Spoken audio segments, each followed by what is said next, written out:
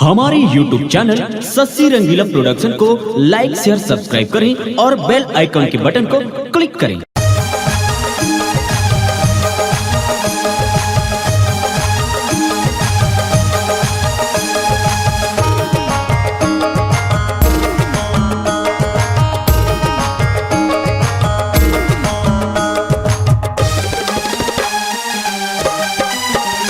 अरे हाँ ये रानी रे तोर नैनमा का जादू है। अरे हाँ रे रानी रे तोर नैनमा का जादू है। अरे तोर नैनमा का जादू है ओ तोर नैनमा का जादू है। अरे तोर नैनमा का जादू है ओ तोर नैनमा का जादू है। मोरे मन लाल है तय मता, अरे मोरे मन लाल है तय मता। ए रानी रे तोर नैनमा का जादू है। मोरे मन लाल है तय मता। ए रानी रे तोर नैनमा का जादू है।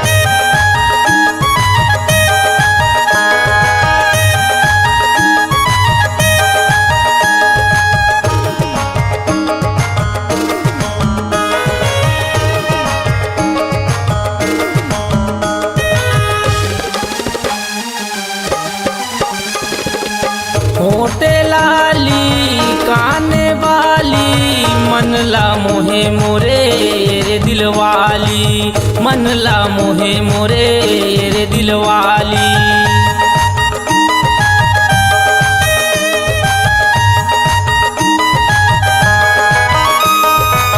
होटे लाली काने वाली मन ला मोहे मोरे रे दिलवाली, मन ला मोहे मोरे रे दिलवाली।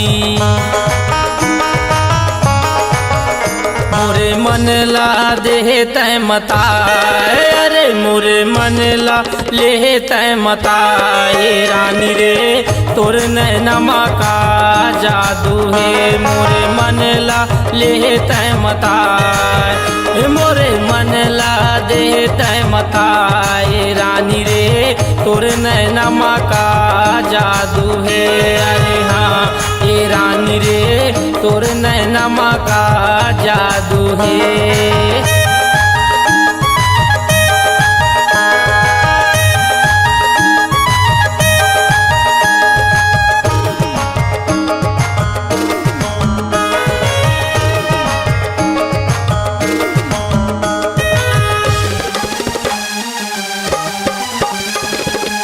हाँ कुंवारा ताहू कुंवारी, फागुन महीना उड़े रंग भारी, फागुन महीना उड़े रंग भारी।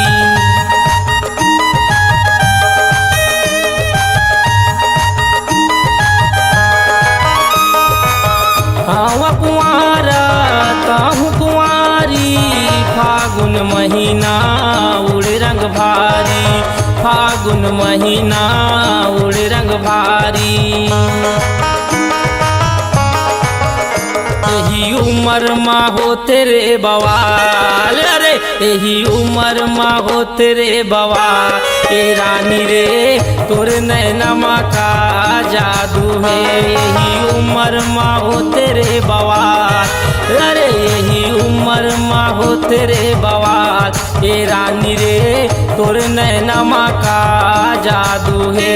अरे तोर नैनमा का जादू है ओ तोर नैनमा का जादू है।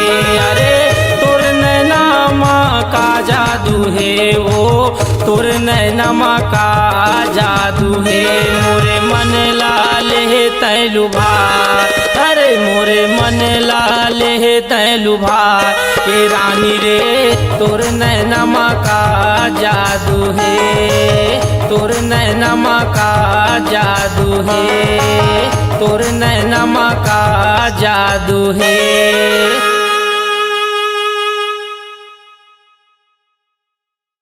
उभरते हुए कलाकारों को दे रही है नाम, आप भी दीजिए अपनी आवाजों को पहचान। चले आइए Shashi Rangila production, high digital audio video recording studio, Manki Mungeli. Mobile number 7089366823।